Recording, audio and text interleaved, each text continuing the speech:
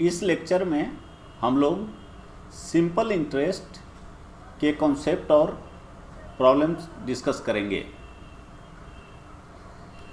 Simple interest ऐसा interest होता है जहाँ पर रेट ऑफ इंटरेस्ट और प्रिंसिपल अमाउंट दोनों सेम रहता है। हम लोग जानते हैं कि जब भी हम कोई लोन लेते हैं,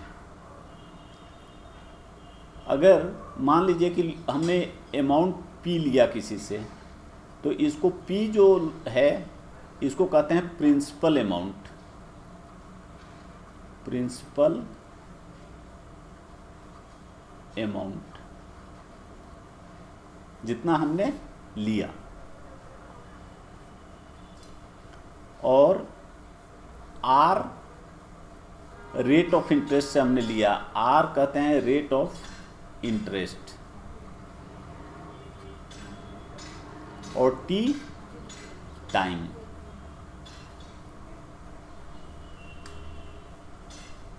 तो इंटरेस्ट जो कैलकुलेट होता है वो दो तरह से होता है। एक होता है सिंपल और दूसरा होता है कंपाउंड। सिंपल इंटरेस्ट में जो पी होता है, जो प्रिंसिपल अमाउंट होता है, वो हमेशा सेम रहता है। मतलब जो इंटरेस्ट होता है उस पर आगे इंटरेस्ट नहीं लगता है। लेकिन जो कंपाउंड इंटरेस्ट होता है उसमें इंटरेस्ट का कैलकुलेशन इस तरह से होता है कि जो इंटरेस्ट आता है, मान लीजिए एक साल में कोई इंटरेस्ट आया, उस इंटरेस्ट पर भी आगे इंटरेस्ट देना पड़ता है। इसलिए जो कंपाउंड इंटरेस्ट होगा वो हमेशा सिंपल इंटरेस्ट से अधिक होगा, क्योंकि सिंपल इंटरेस्ट के केस में इंटरेस्ट केवल प्रिंसिपल अमाउंट पे लगता है, लेकिन कंपाउंड इंटरेस्ट के केस में जो इंटरेस्ट होता है वह भी प्रिंसिपल अमाउंट के साथ कंपाउंड होते जाता है, जुड़ते जाता है, और इस तरह से इंटरेस्ट प्रिंसिपल अमाउंट और इंटरेस्ट दोनों पर लगता है। तो इसका जो फार्मूला होता है simple interest SI is equal to PRT by 100। P principal amount है, R रेट है, T समय है 100। R हमेशा परसेंटेज में यहाँ लिखेंगे। जैसे मान लीजिए कि है 5%, 5%, तो R इज इक्वल टू हम लोग 5 लिखेंगे। T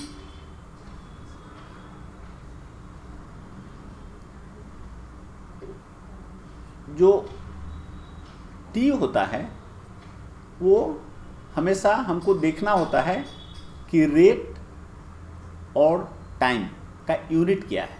जैसे मान लीजिए कि T डे में दिया हुआ है और रेट ईयर्स में दिया हुआ है। जैसे 5% per annum, annum means year. तो ये डेज जो दिया हुआ है उसको पहले हमको ईयर में कन्वर्ट करना होगा, ईयर में कन्वर्ट करना होगा। कैसे करते हैं? 365 या 366 से डिवाइड करके वो हम लोग जानते हैं। तो जब R पर एनम हो तो T ईयर्स में होना चाहिए, चाहे वो डेज में T दिया हो या मंथ में दिया हो। तो इस तरह से हमें देखना होता है कि जो रेट है और टाइम है, ये दोनों का जो यूनिट होना चाहिए वो कंपेटेबल होना चाहिए। जैसे रेट अगर पर एनम है तो टाइम पर ईयर्स में होगा। मान लीजिए कि रेट 5% पर हाफ ईयरली है, तो T जो होगा यहाँ वो भी हाफ ईयरली लगेगा, मतलब 6 मंथ्स के लिए एक लगेगा, एक होगा, तो एक साल के लिए 2 बार हो जाएगा। इस तरह से अब अगर कोई मान लीजिए कि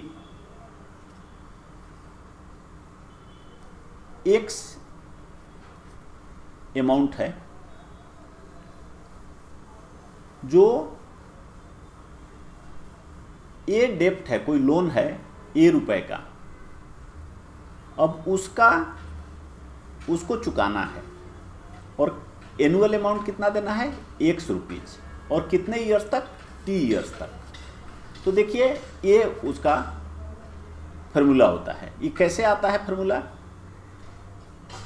अगर जब भी हम लोग ये एनुअल अमाउंट इस तरह से फिक्स करते हैं तो क्या करते हैं कि पहला साल में 100 रुपीज लगेगा प्लस 100 रुपीज का इंटरेस्ट आर अगर रेट है उससे कितने साल का, टी ईयर्स के लिए बाई 100, प्लस अब दूसरे साल में अगर 100 रुपया हमारा एनुअल अमाउंट है तो अब इंटरेस्ट लगेगा कितने सालों पे, T-1 पे, T-1 ईयर के लिए,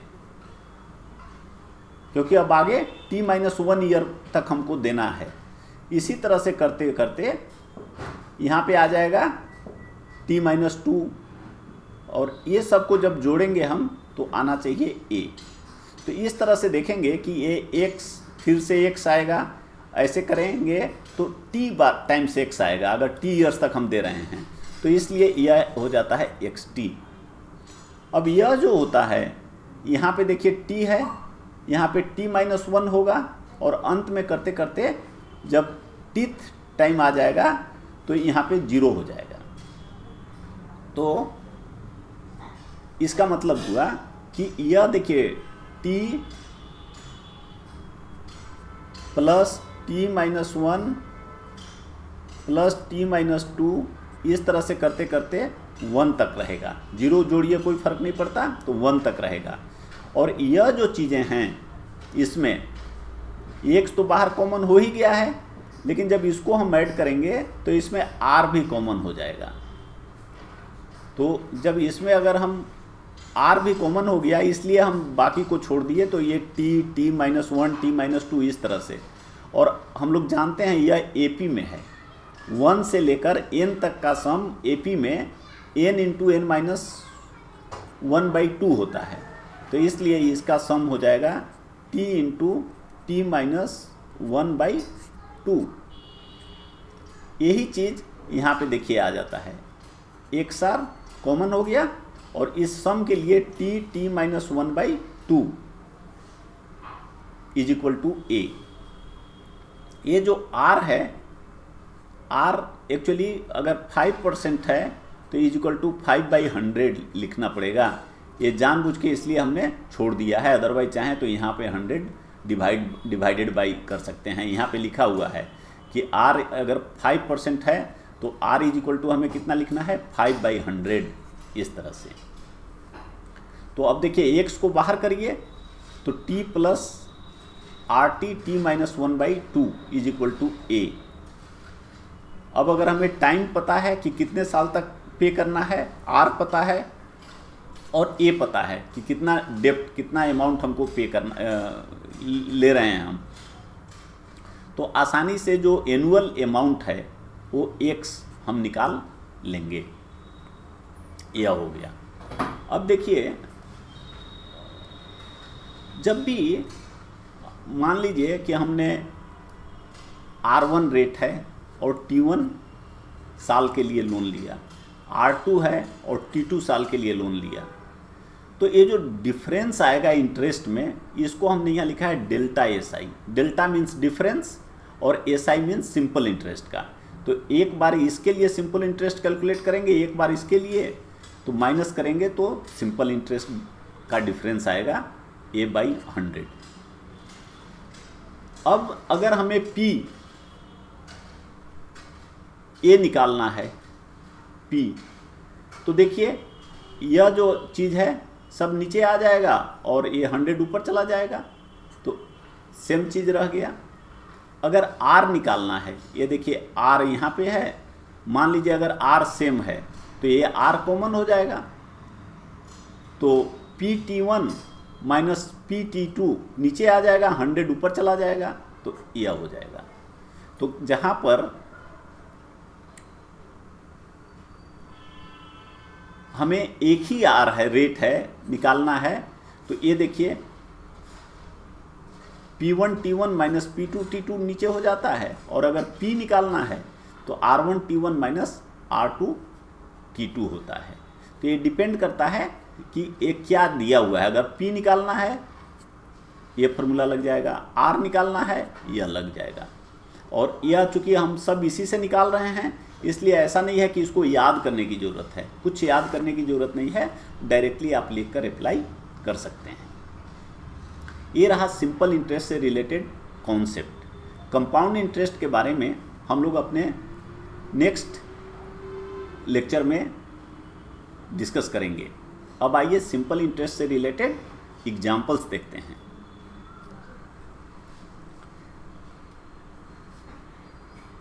कह रहा है कि a sum was put at SI simple interest at a certain rate for 3 years।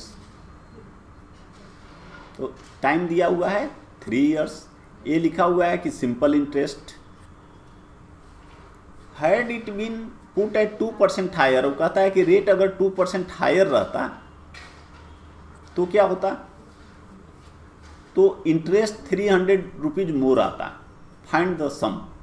तो हम लोग जानते हैं कि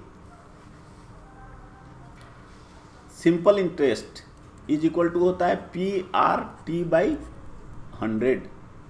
अगर देखिए P भी सेम है, T भी सेम है, 100 तो सेम है ही, तो SI का difference delta SI will be equal to R का difference delta R means R1 minus R2 जितना होगा।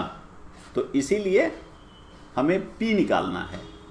तो P इज इक्वल टू 100 इधर आ गया इंटू डेल्टा SI दिया हुआ है 300, डिफरेंस होता T 3 years दिया हुआ है यहाँ पे देखिए, और डेल्टा R 2 दिया हुआ है। कह रहा है कि अगर 2% अधिक रेट के साथ वो लोन देता तो इतना आता। तो P सोल्व कर दीजिए, आ गया 5000। सेकेंड प्रॉब्लम कह रहा है a sum of ₹2600 is lent out in 2 parts in such a way that the interest on the one part at 10% for 5 years is equal to that on another part at 9% for 6 years. Find the two sums. कह रहा है कि 2600 rupees को 2 part में करके 2 जगह उसने interest पे लोन दे दिया। फर्स्ट पार्ट का जो इंटरेस्ट है वो 10% के हिसाब से 5 years के लिए जितना आता है उतना ही सेकेंड केस में P2 के लिए 9% के हिसाब से 6 years के लिए आता है। तो फाइंड द टू सम्स, तो दोनों P1 और P2 को निकालना है।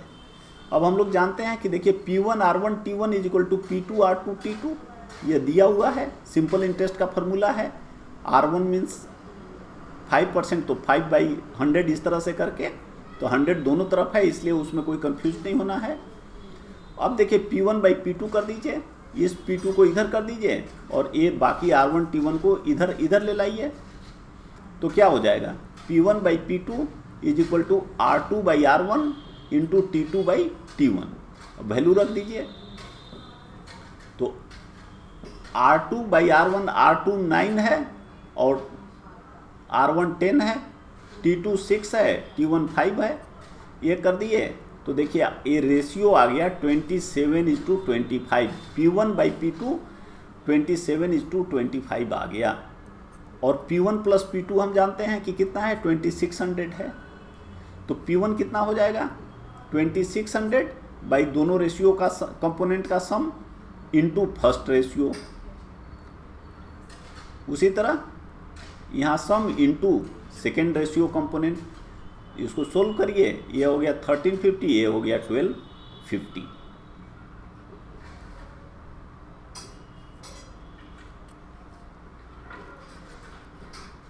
यह है थर्ड प्रॉब्लम। अब यह कह रहा है कि 30,000 invested in 2 such parts that one at 5% and other at 9% interest. The yearly average interest come out rupees 1800. What are amount that are lent at 5% and 9% respectively? यहाँ पर हम लोग एलिगेशन क्या होता है हम लोगों ने अपने पीछे लेक्चर में देख लिया है और इसका कैसे यूटिलाइजेशन करते हैं वो भी देख लिया है। तो आइए बहुत सिंपल तरीके से इसको बनाते हैं। दिया हुआ है, मान लीजिए ये 1 पार्ट है और 2 पार्ट है। ये 1 + 2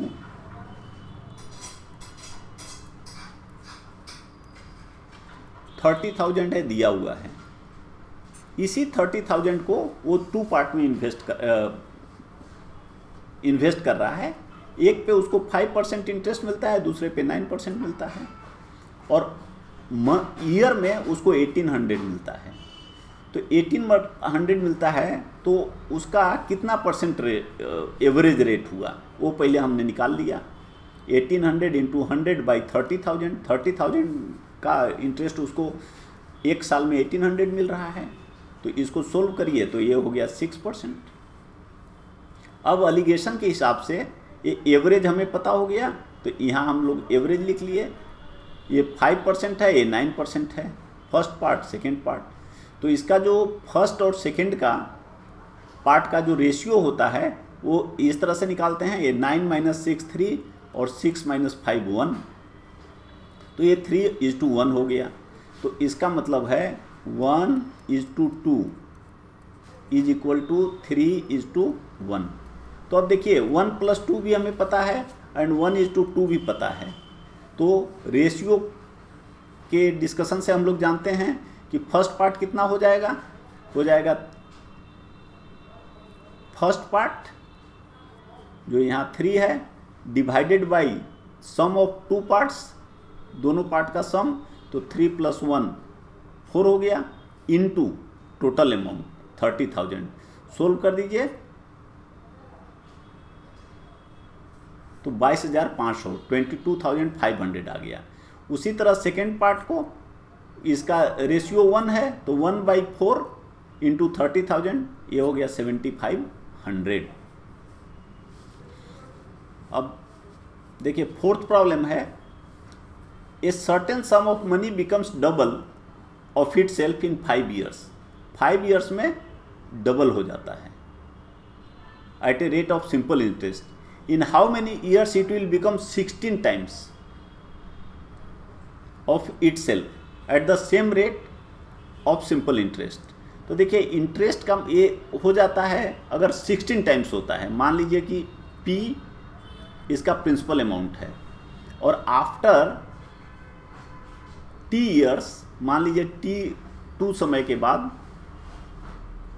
T2 टाइम के बाद यह हो जाता है 16 टाइम्स, 16P हो गया। तो इंटरेस्ट क्या हुआ, यह हुआ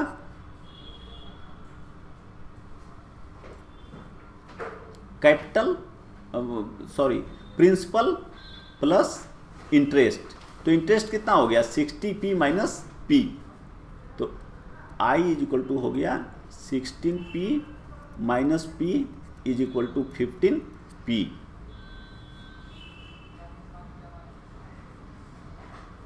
तो यह I2 दिया हुआ है और I1 के केस में कितना है, डबल हुआ है। तो 2P - P मीन्स P। तो I = हम लोग जानते हैं I = होता है PRT। तो I2/I1 कितना हो जाएगा, यहाँ 2 लगा दीजिए, 2 लगा दीजिए, 2 यहाँ P1 R1/T1 और P2/P1 उस सेम अमाउंट है तो इसलिए इसका वैल्यू 1 हो गया। P2/P1 = 1। R2/R1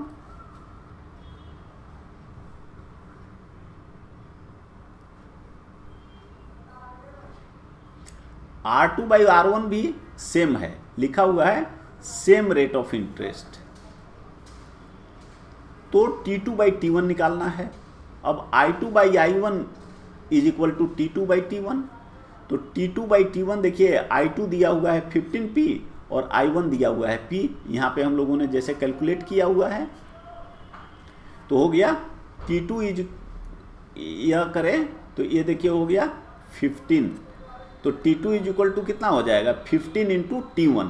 T1 मतलब फर्स्ट केस में टाइम, वो 5 ईयर्स दिया हुआ है, तो टोटल हो जाएगा 75 years.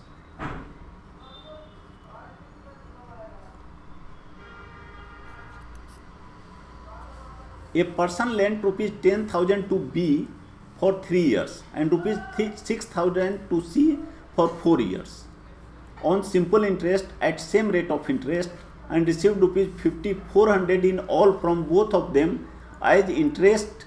What is the rate of interest in percent? अब कह रहा है कि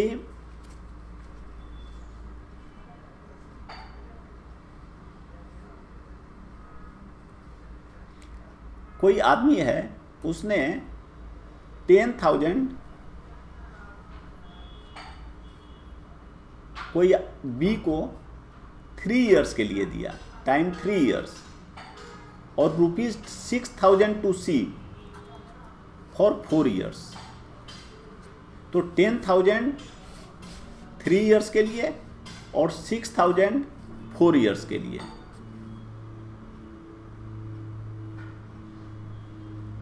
with same rate of interest दिया हुआ है, same rate of interest, and received rupees 5,400 in all. 5,400 उसको इंटरेस्ट मिला। What is the rate of interest? अब देखिए I is equal to PRT होता है, तो I1 करेंगे तो PR1 P1 R1 T1 by 100, I2 करेंगे P2 R2 T2 बाई 100। अब P1 यहाँ पे दिया है और P2 यहाँ पे दिया हुआ है 6,000। R कहा है कि इंटरेस्ट रेट सेम है और T1 और T2 दिया हुआ है 3 ईयर्स एंड 4 ईयर्स, तो हमें R निकालना है। तो इसको I1 प्लस I2 करिए तो इतना आ जाएगा। अब R इज इक्वल टू कितना हो जाएगा 100 into I1 plus I2 by P1 T1 plus P2 T2। अब सब कुछ दिया हुआ है, 100 इंटू I1 प्लस I2 दिया हुआ है कि पूरा उसको इंटरेस्ट मिलता है 5,400, तो रख दीजिए। और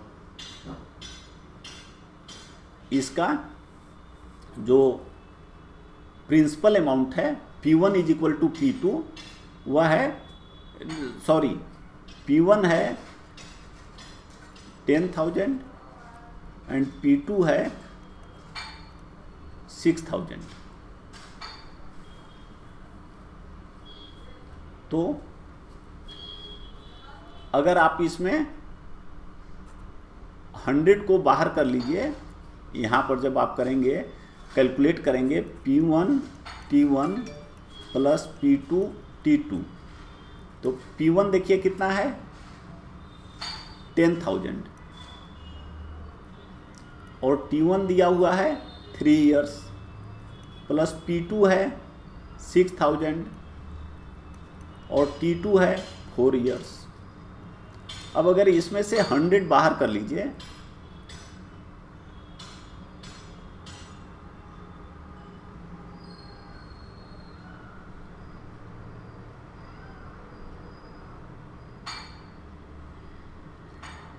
अगर इसमें 100 को बाहर करिए तो आ जाएगा 300 प्लस इसमें 100 को बाहर कर लीजिए तो 240, मीन्स 100 इंटू 540, जो देखिए यह 300 240, 360 इंटू 40, और यह 100 और यह 100 कैंसिल हो गया, इसलिए 100 बाहर निकाला, एक कैंसिल हो गया। और I1 प्लस I2 ऑलरेडी दिया हुआ है 5,400, तो नीचे आइए तो 5,400 बाई 540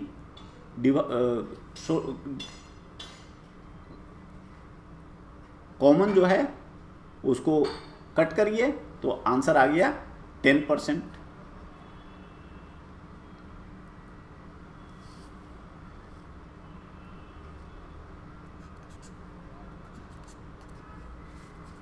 फोर्थ प्रॉब्लम कहता है what annual payment will discharge a डेप्ट of ₹424 in 4 years at 4% per annum. ये हम लोगों ने पहले देखा था कि कैसे क्या होगा। हम लोगों ने देखा था कि XT plus XR into T into T-1/2 is equal to A होता है। ये क्या है? ये है कि ये डेप्ट 4 years तक उसको पे करना है, तो टाइम 4 years है और 4% रेट ऑफ इंटरेस्ट है। तो देखिए इसमें वैल्यू टी के जगह 4 हो गया, x 4 into 3/2 t into T-1/2 4 3/2 और r है 4/100 इज इक्वल टू 424। x को बाहर करिए, इसको सोल्व कर दीजिए, आ गया x इंटू 4 + 24/100 तो 424/100 इज इक्वल टू 424। तो x is equal to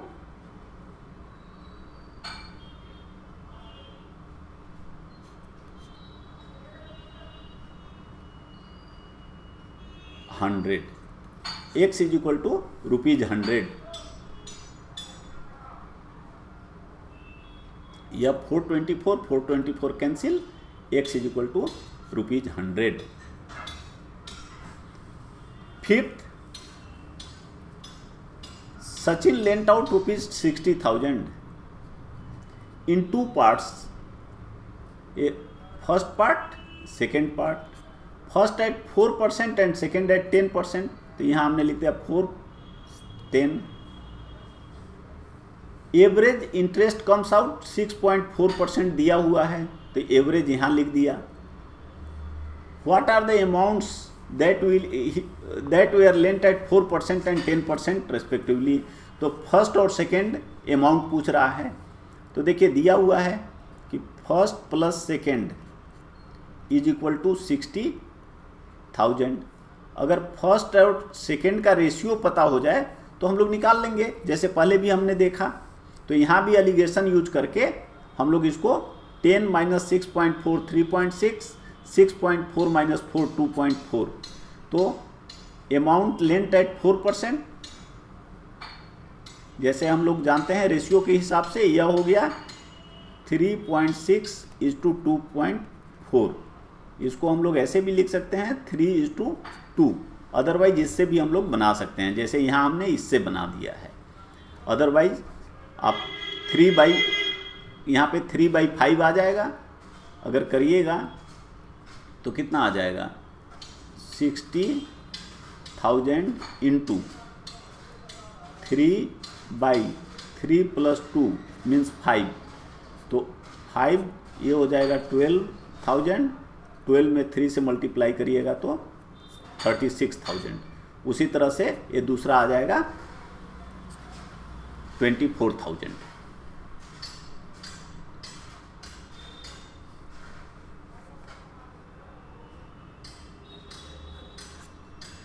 A sum of money at simple interest amounts to ₹600 in 4 years।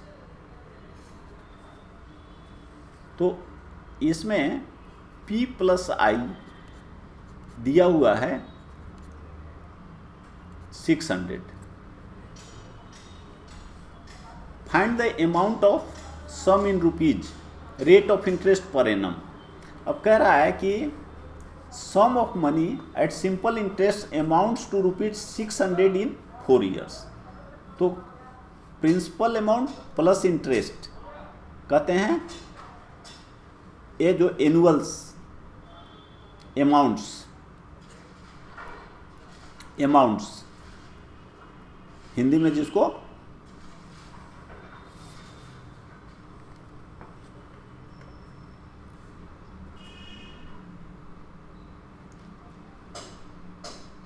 तो 600 तो अब 2 केस में ये दिया हुआ है, 4 ईयर्स में 600 एंड 6 ईयर्स में 650। तो देखिए A1 is equal to P same है 1 प्लस R1 T1 और A2 होगा P कॉमन करिए क्योंकि P सेम है 1 प्लस R2 T2। अब चूंकि P दोनों में कॉमन है और सेम भी है, इसलिए अगर हम लोग डिवाइड कर दें तो यह कैंसिल हो जाएगा। तो A1 बाई A2, A1 650 और A2 है 600 और P कैंसिल हो गया, R हमें निकालना है और T1 दिया हुआ है, T2 दिया हुआ है 6 और T1 दिया है 4। तो इसको जो 650 बाई 600 है ये 0 हो गया, 5 से कट करिए तो ये 12 हो गया, यह 13 हो गया जो हमने यहाँ लिख दिया है। अब इसको सोल्व कर दीजिए क्रॉस मल्टीप्लिकेशन से, तो यह हो गया R is equal to 100 by 25%। तो ये पहले ये रेट निकल गया। अब हमें अमाउंट ऑफ सम निकालना है, P निकालना है। तो अब ये हमें P पता है, किसी में भी रख देंगे हमें आ जाएगा रिजल्ट।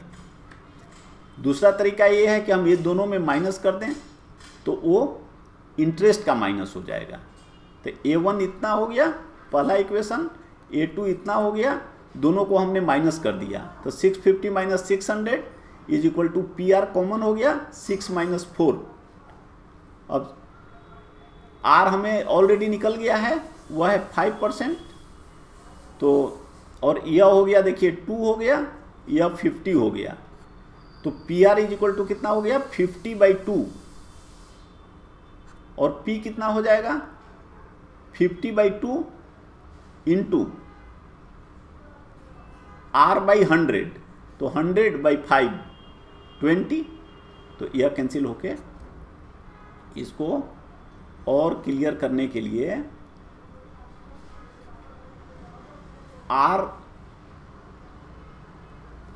अगर इसको हम छोड़ दें तो देखिए PR इज इक्वल टू 25 है और R कितना है, R हमने निकाला है 5%। तो 5% का मतलब होता है 5 बाई 100 इज इक्वल टू 25। तो यहाँ से P इज इक्वल टू कितना हो जाएगा 25 इंटू 100 बाई 5, कैंसिल करिए 20। तो 25 में 20 से, तो यह 500, यह हो गया आंसर। ये डायरेक्ट भी इस तरह का रिलेशन आता है सोल्व करने पे, R के लिए और यह P के लिए। इसको याद करने की ज़रूरत नहीं है, ये सिंपल तरीके से ऐसे आसानी से कम समय में बन जाएगा, थोड़ा सा प्रैक्टिस करने की ज़रूरत है।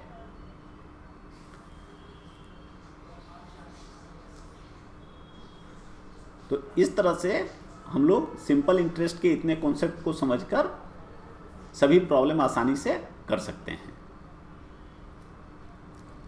कहा जाता है वॉक द टॉक, मतलब हमारे जो बात हैं और हमारे जो बर्ताव हैं, हमारा जो वैल्यू है, वैल्यू सिस्टम जिसकी हम बात करते हैं, और हमारा जो प्रैक्टिकल लाइफ है, ये दोनों के बीच गैप नहीं होना चाहिए। हम जो बोलते हैं वो हमें करना चाहिए, हम जो वादा करते हैं उसको निभाना चाहिए। इससे हमारा अपना सेल्फ एस्टीम बढ़ता है और दूसरे लोगों के साथ मिलकर एक अच्छे टीम मेंबर के रूप में हम काम कर पाते हैं। क्योंकि अगर हम जो बोलते हैं वो करते नहीं हैं तो दूसरे लोगों का विश्वास या कॉन्फिडेंस गेन नहीं कर सकते, अर्जित नहीं कर सकते। तो एक टीम मेंबर के रूप में यह बहुत ज़रूरी होता है कि हम जो बोलते हैं वो काम करें, और हमारा जो व्यवहार है और हमारी जो बात है, हमारा जो वैल्यू है और हमारा जो बिहेवियर है, ये दोनों के बीच गैप नहीं होना चाहिए या कम से कम होना चाहिए। यह हम लोगों के जीवन को सफल और सुखी बनाने में मददगार होता है।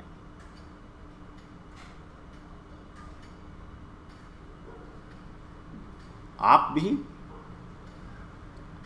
वॉक द टॉक को अपनाकर जीवन में सफलता पा सकते हैं, एक अच्छी ऊंचाई अटेन कर सकते हैं, ताकि आप खुश हो सकें और दूसरों को भी खुश होने में मददगार हो सकें। Good luck.